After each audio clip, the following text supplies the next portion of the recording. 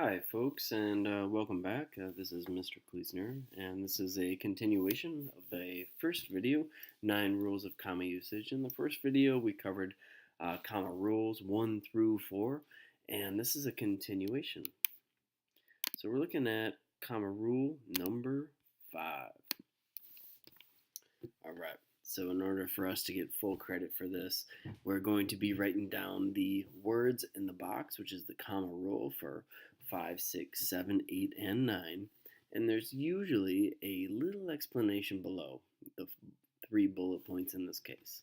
Please write those down, as well as the sentence pattern that's highlighted later on, 2 or 3 slides away, and the your turn. The your turn will be for every single rule.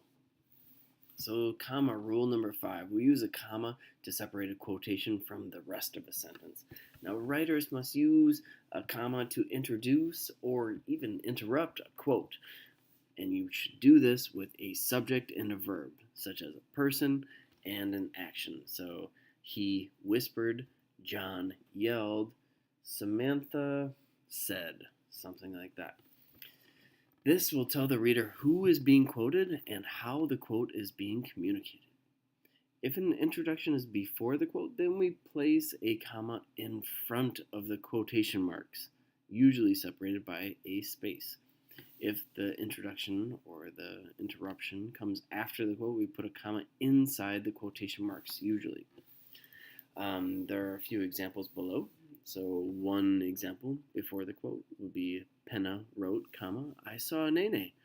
And after the quote, I ate bread, comma, and then there's the quotation marks right in here, and then he stated. Or you could say, I saw a ghost, and that's really surprising information. And in this case, because this is surprising information, a bit of surprising information, we're going to replace the comma with a exclamation point, or you could even do it with a question mark. So if you're going to quote a question, say, did you see a ghost? It would be, the comma would be replaced with a question mark. Next, here are some more examples. Life is too short. Smile while you still have teeth. That's a funny quote, but what's wrong with it? Well, we don't know who is saying it and how they're saying it, so we need to say who and how. Here is the correction. We're going to say, my grandma said. And next, another example. I will try everything once, and that comma needs to go on the inside of the quote. Young Daniel said, and that comma, that interruption after said, should start off the rest of the quote as long as it won't kill me. Please note the sentence pattern, the subject plus a verb plus a comma plus a quote. And that's not the only sentence pattern this can follow, but this is the one that I chose. It can be absolutely reversed, so you could have a quote plus a comma plus a subject and a verb, and any combination of the two. Please note the your turn as well. And I'm going to move on to comma rule number 6.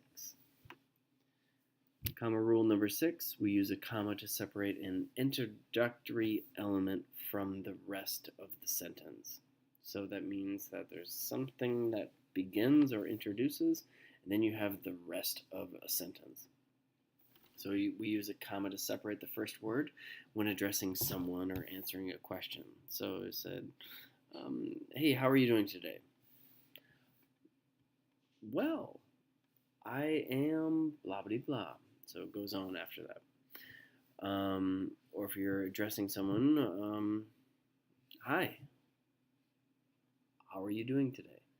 So we need to use those first introductory elements, and we need to separate them with a comma.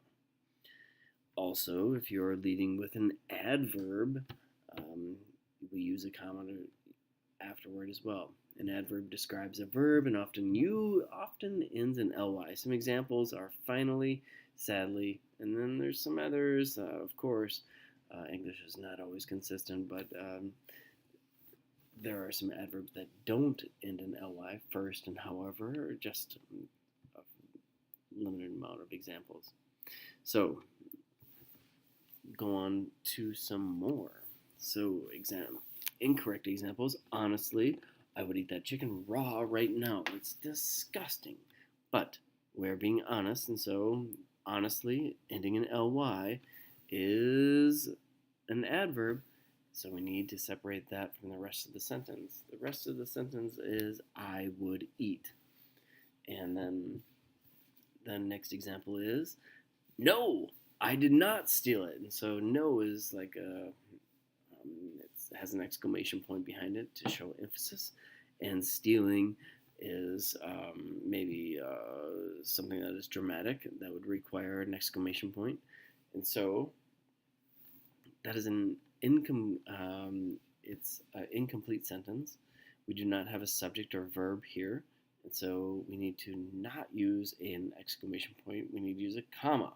Instead, we move this exclamation point to the very end of the sentence, and it would sound something like, no, I did not steal it.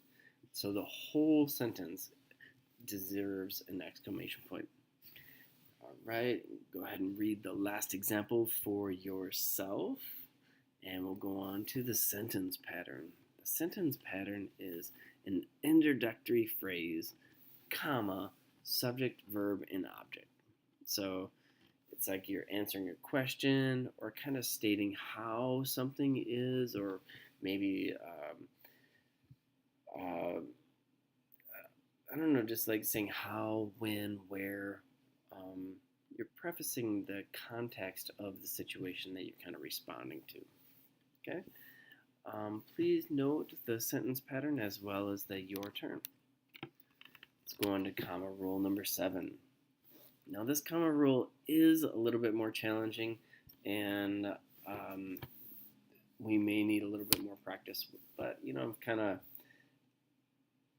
anticipated that need. So give me some time on this though. So comma rule number 7 is to use a comma to separate two adjectives when their order is interchangeable.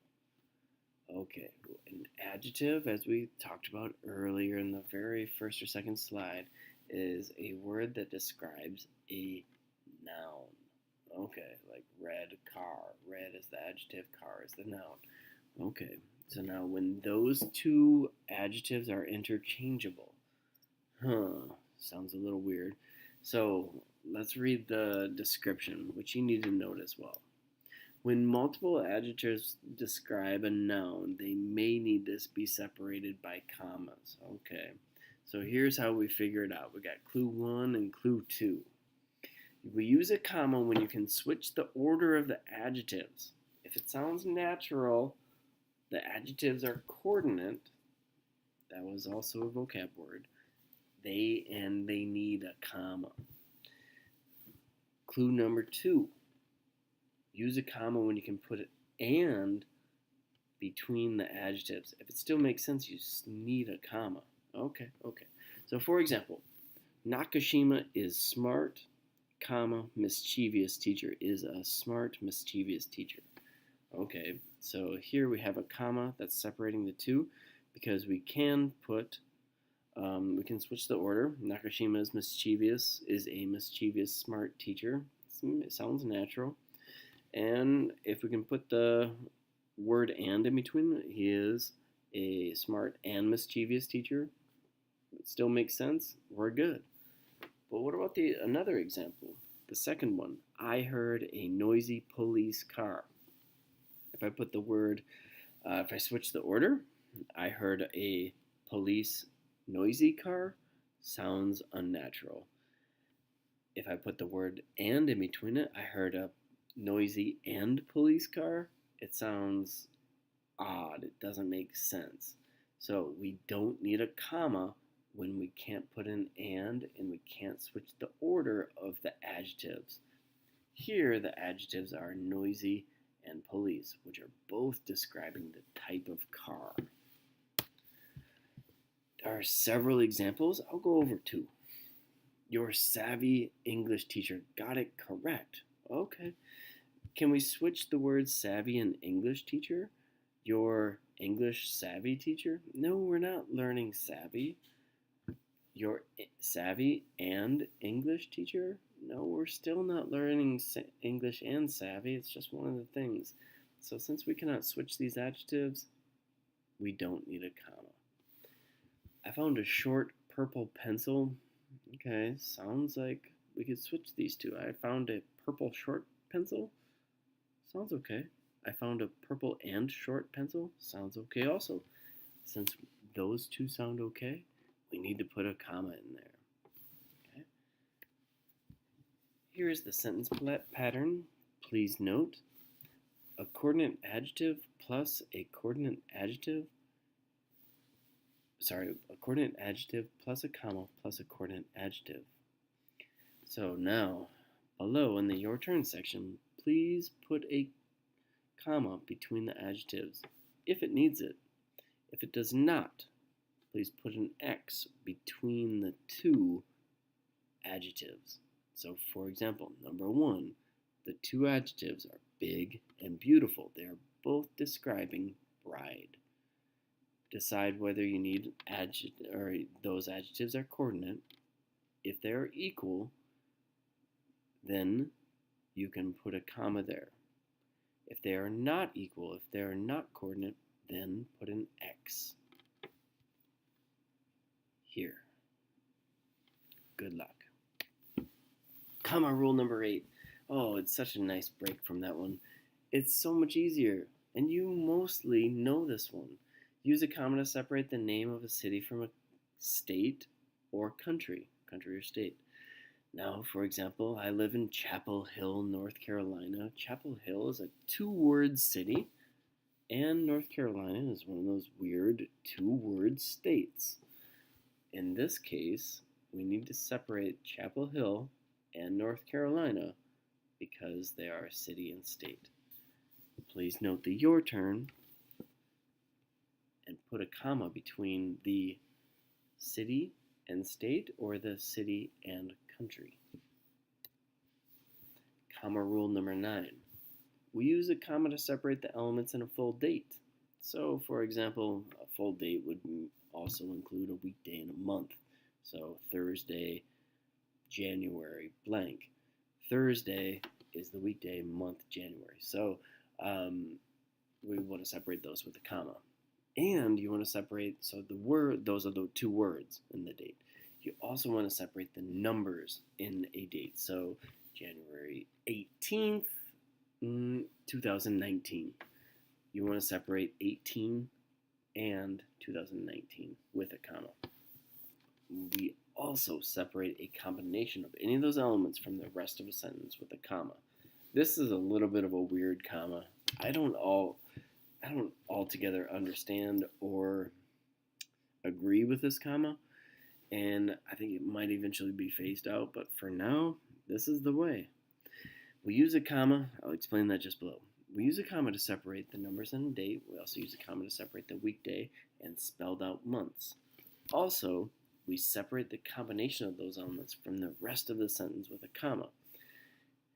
So, today is Thursday, April 18, 1943. Well, we need to put a comma between the word Thursday and April, the same as up here, and the numbers 18 and 1943. The second example is Friday, January 31, 2019 will be a good day. This is correct. We need to separate the day of the week and the month, as well as the numbers and the date. But here we're missing that separate the combination of those elements from the rest of the sentence. Well, this is the rest of the sentence, and this is the combination of those elements. So separate those with a comma. Alright guys, this is your turn. Please note your turn. Do your best at this. And notice that it has to be a full date. If you are missing the year or something like that, you will not need a comma to separate the full date from the rest of the sentence. Alright, guys. And I hope you enjoyed this presentation and keep coming back for more. I'll be around. See you then. Peace.